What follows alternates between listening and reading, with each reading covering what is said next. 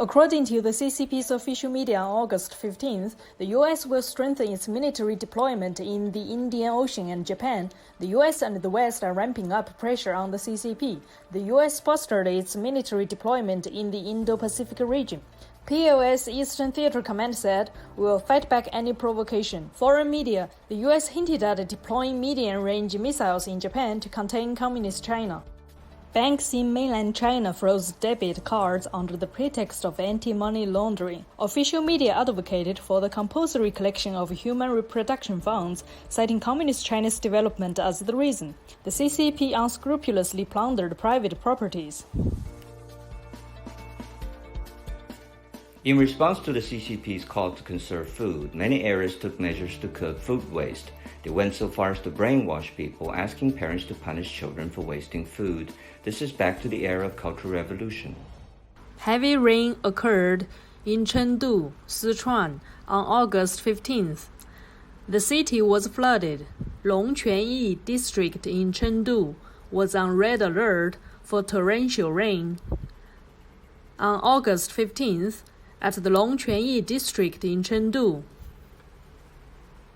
the Longquan Road was flooded. Vehicles shouldn't go this way.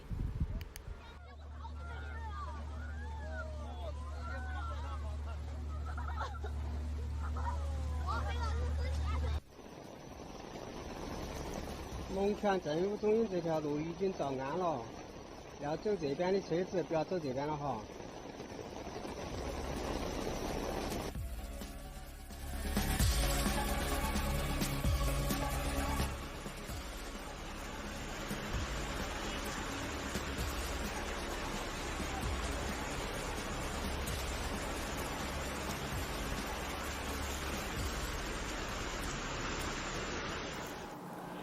Mianyang in Sichuan was also flooded, causing hardship to the people's life. Mianyang was also severely flooded because of heavy rain. The people's losses were immeasurable. Just now, heavy rain led to severe flooding in Mianyang. Drivers stood on vehicle roofs. Vehicles floated in the flood. Water leaked into a Rolls Royce. In the evening on August 15th, the car becomes a boat, and the person is standing on it. That woman, the water is so deep at Sangli Chao Bridge. Whoa, like the ocean.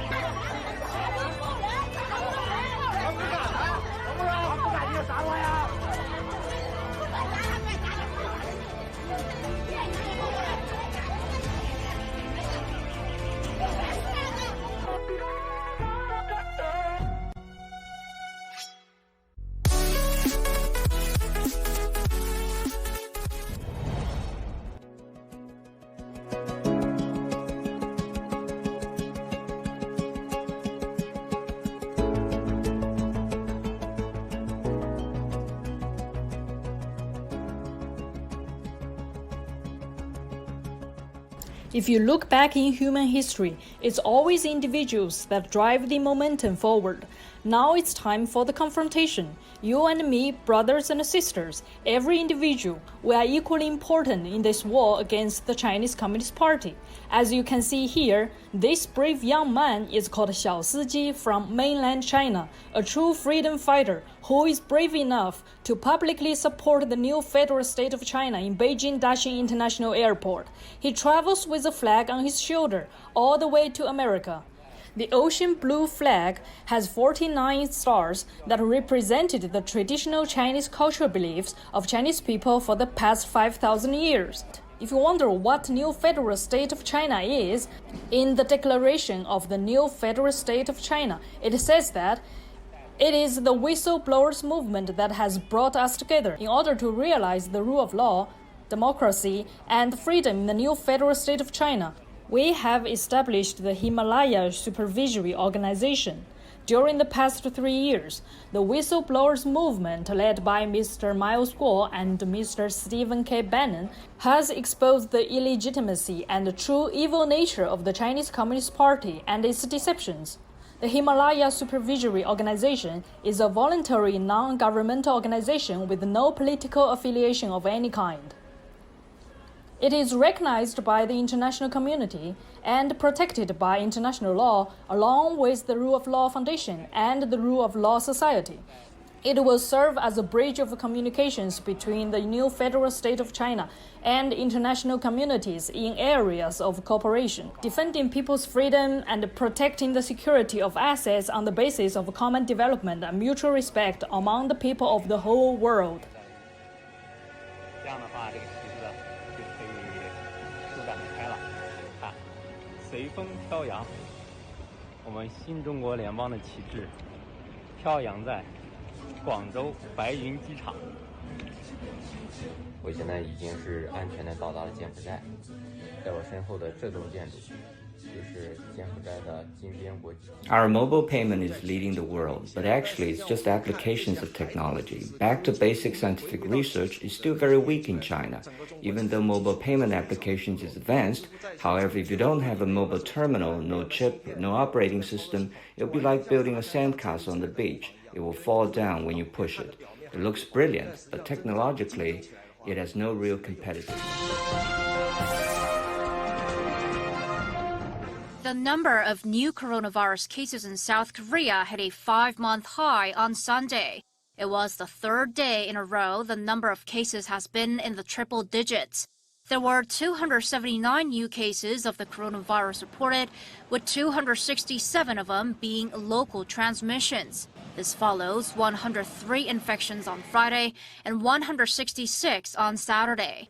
The spike in domestic infections are mostly tied to churches in Seoul and Gyeonggi-do province. It's the height of the summer vacation season in Japan right now, and for a third day in a row, the country's reported more than 1,000 new cases. On Saturday, there were 1,236 cases of the coronavirus, bringing the total to just under 56,000. There were 7 more deaths, bringing the death toll to 1,106. So far, Prime Minister Abe has not declared a new state of emergency, though there are more new cases now than there were in April when the first state of emergency was declared. The pandemic has prompted Germany, meanwhile, to declare almost all of Spain a high-risk area. Only the Canary Islands off the coast of North Africa are excluded. China's military becoming increasingly aggressive amid talks in Taipei today between Health and Human Services Secretary Alex Azar and the President of Taiwan.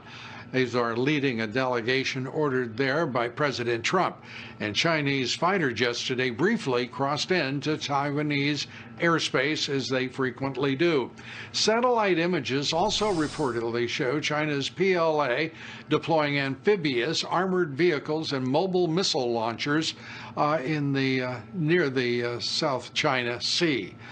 Joining us tonight is Dr. Michael Pillsbury, Director of the Center for Chinese Strategy at the Hudson Institute, to what you make of the increasing military activity by the PLA in the South China Sea. China has a long history, about 50, 60 years, of using force or psychological shock effect on their neighbors. If they try that on President Trump and on American units, I think it could lead to really serious reactions. So I'm quite concerned about these increasing Chinese exercises.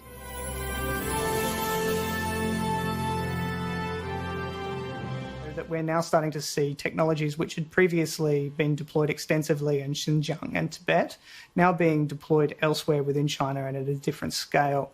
This is different to other facial recognition database systems that I've explored in the past. When I originally saw this one, I thought I was looking at something from an ATM camera, for example. But after we went through the metadata, it became clear that this was a building access management system where state government facial recognition systems were being used to authenticate people's access to their own National homes. security law is very vague and general. So we don't know where the red line is. We don't know where to toe the line. But for us, definitely, we'll go on to do what we do.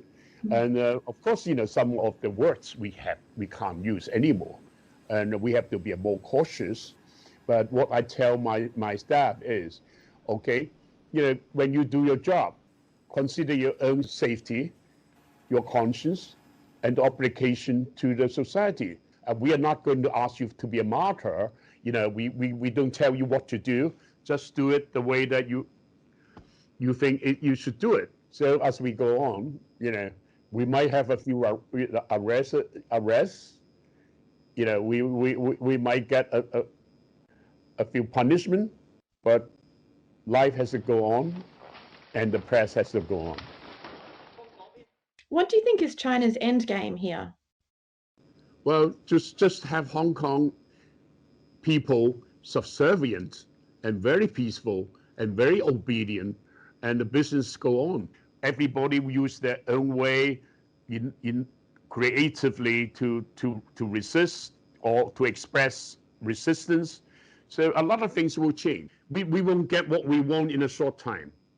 So being very radical and confront forcefully is not the way to do it. We have to be more flexible and cautious and find different ways to persist for long term, not a short term. Because time is on our side.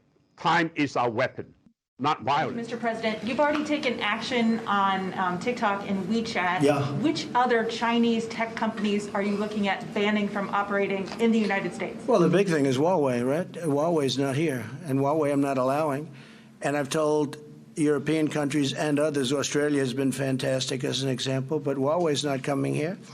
And we told certain countries that were thinking about Huawei, that's okay, you can use them, but we're not going to be sharing intelligence, and they've all backed away. You look at the UK, it looked like they were going that way, and now they've backed out. Scotland Yard. Are there other particular companies? There are well, yeah, we're looking at other things, yes, we are.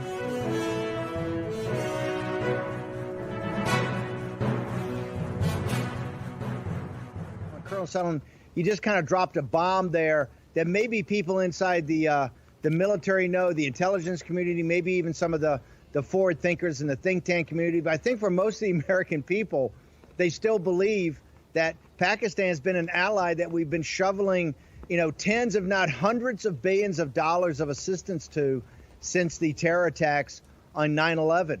So can you go back and walk us through exactly what the situation is? Because I think you've already shocked the American audience. Well, let me explain what the situation is now so we can plan for the future. China wants to dominate South Asia.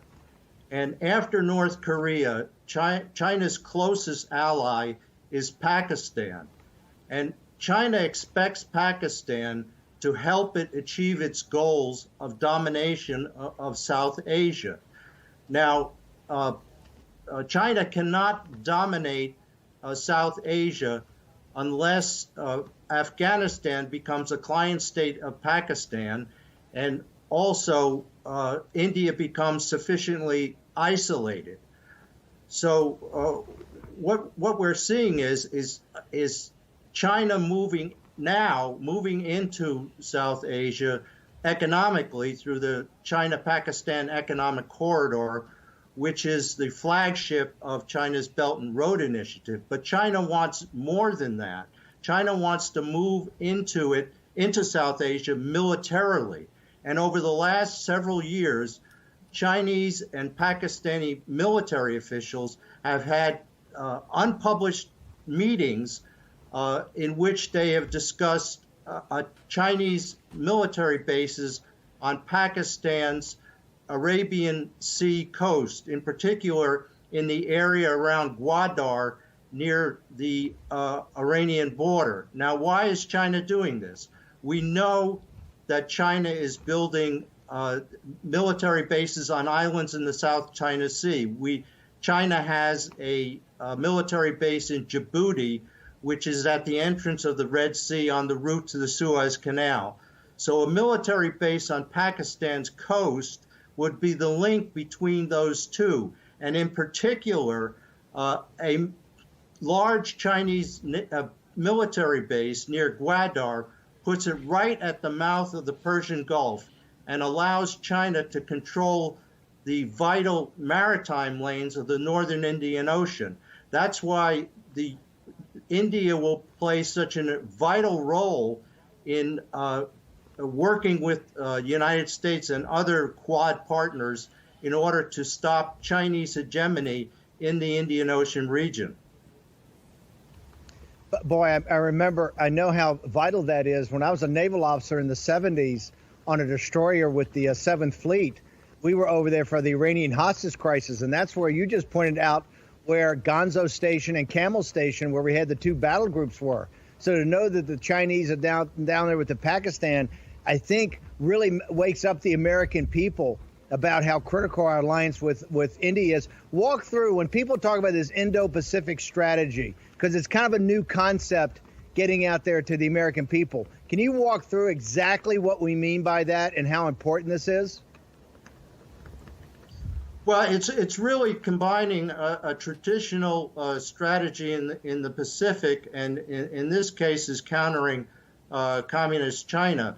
But the Indian Ocean region is obviously, very important for all the reasons that I pointed out, because China is trying to dominate the sea lanes from the South China Sea all the way through the Malaccan Straits, through the Andaman Sea, into the Arabian Sea, and to Africa, and then through the Suez Canal into the Mediterranean. So it becomes extremely important to develop not just a Pacific strategy, but an Indo-Pacific strategy that includes India, because India will play a very important role. India is not just the world's largest democracy. It's not just a growing economic and technological power, including space, but it's going to be vital to counter Chinese aggression in a connected Indian-Pacific situation. Colonel Sellon, tell us, what about this conflict that's going up right now? They're actually entangled up on the in Chinese-occupied Tibet.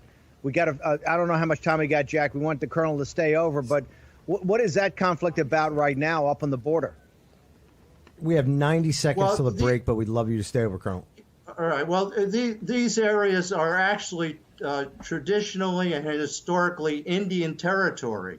When you're talking about all of Kashmir, Ladakh, Gilgit, Baltistan, and even Aktay Chin, which both with China is occupying and is trying to encroach more on traditional Indian territory in the Ladakh region. So China is really what they call salami slicing pieces, trying to cut off pieces of traditional Indian territory by moving in troops, moving in facilities, and things like that. And then recently, the Indian Army fought back, challenged the Chinese salami slicing, and actually administered a tremendous defeat on the Chinese in Ladakh.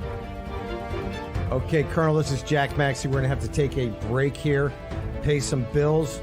We're super psyched to be talking to the world here today about the 74th anniversary of Indian independence and the importance they play in the world. Back in just a minute.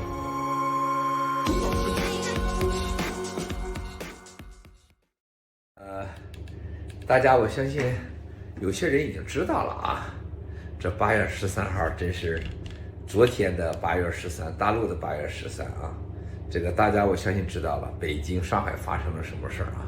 听说小规模的政治暴乱未遂啊，吓得西王一身冷汗啊。这王岐山在家里边本来应该是等待什么消息呢，是吧？结果没弄成啊，这个事儿很大啊。但我相信接下来要所谓的韩国近邻走一圈，要对外的访问随时都有可能要出大事。从来没有过像现在中南坑成为中国世界最不安全的地方最不安全的地方，一晚上睡觉都是换地方，这也确实挺好玩的。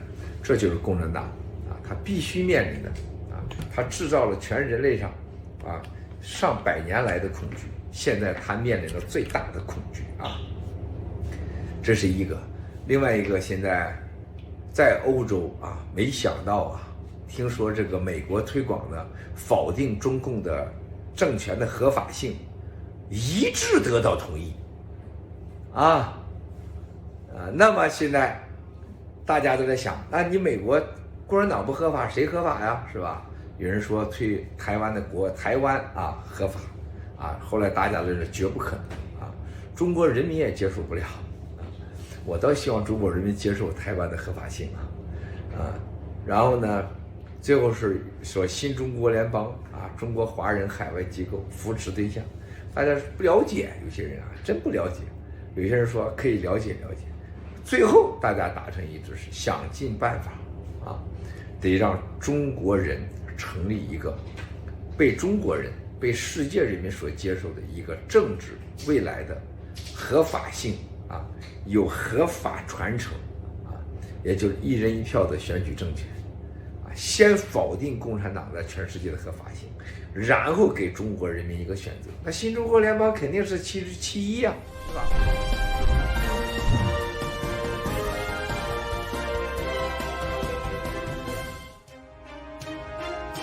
？Worldwide coronavirus cases surpassed 21.6 million, according to Johns Hopkins University, with 769,000 deaths. Japan reports over 1,000 new coronavirus cases for the third consecutive day. Russia reports nearly 5,000 new coronavirus cases. Philippine Interior Secretary tests positive for coronavirus again. UAE and Israeli companies sign agreement to develop COVID-19 testing device. The UAE's peace deal with Israel is a win-win solution, says UAE Ministry of Foreign Affairs. Hong Kong lowered its GDP forecast for 2020 after the economy contracted 9% year-on-year in the second quarter. China may never catch up with its commitments to the US in Phase 1 deal, expert says. US President Donald Trump's younger brother, Robert, has died at age 71, the White House announced.